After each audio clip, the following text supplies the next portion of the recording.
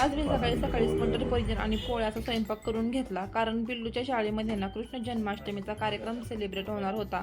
त्याच्यामुळे मग पिल्लूला कृष्ण बाळ बनवून पाठवायचं होतं, म्हणून लवकर सुटून पहिला स्वयंपाक करून घेतला. आणि बघा इथं त्याला आवरून घेतलेला आहे. कसा दिसतोय आणि कसं रेडी केले ते मला सांगा.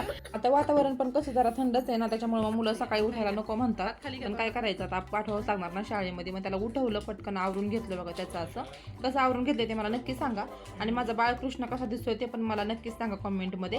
आणि आता मी सकाळी सकाळी त्याला उठायच्या आधी ना पटकन अशी पनीरची भाजी आणि पोळ्या बनवून घेतल्या. त्याला तुम्हाला रेसिपी दाखवते.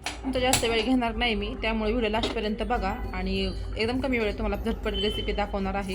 आणि श्रावण महिना असल्यामुळं आहे ना काय भाजी करावी ते कळतच नाही, म्हणून म्हटलं जरा चला आता वेगळ्या पद्धतीने बनवावी. मग काय केलं, कढईमध्ये 2 पळी तेल घातलं, 2 उभे चिरून घेतलेले कांदा, टोमॅटो, अद्रक, लसूण आणि थोडीशी काजू, ग्रेव्ही छान घट्ट होण्यासाठी काजू घातले. आणि मस्त गोल्डन होईपर्यंत मसाला भाजून घ्यायचा. आणि एका साईडला मी वाटाणे उकळायला ठेवलेले आहेत. भाजून घेतलेला मसाला एका प्लेटमध्ये काढून घेतला थंड होण्यासाठी. तर हा आहे मटर पनीर मिक्स मसाला सुहानाचा. तर म्हटलं जरा त्याला वेगळ्या पद्धतीने बनवावी आपली पनीरची भाजी, दरवेळेस एकच नको नाही का, एकच चव, म्हणून हा मसाला वापरून मस्त अशी मी आज मटर पनीरची भाजी बनवणार आहे. पॅकेटवर जशी कृती सांगितली तसं करायचं, पण थोडंसं जरा वेगळ्या पद्धतीने. मसाला जो आहे की नाही तो पाण्यामध्ये त्यांनी ग्रेव्ही करायला सांगितली आपल्याला, तशी मी पेस्ट बनवून घेतली. आणि आपला भाजून घेतलेला मसाला आहे ना तो 2 पळी तेलमध्ये मी मस्त परतून घेतला. त्याच्यामध्ये मग लाल मिरची पावडर, धने जिरे पावडर, गरम मसाला आणि थोडासा नाही का कांदा लसूण मसाला आणि हळद. गरम मसाल्याच्या ऐवजी तुम्ही खडे मसालेही घालू शकता, तुम्हाला आवडत असेल तर. माझ्याकडे गरम मसाला होता म्हणून मी ते घातला. आणि मस्त फुल गॅसवरती यांना मसाला छान परतून घ्यायचा. चवीनुसार मीठ घालायचं याच्यामध्ये. रेडी टू कुक मसाल्यामध्ये मीठ असतं म्हणून थोडंसं मीठ घालायचं.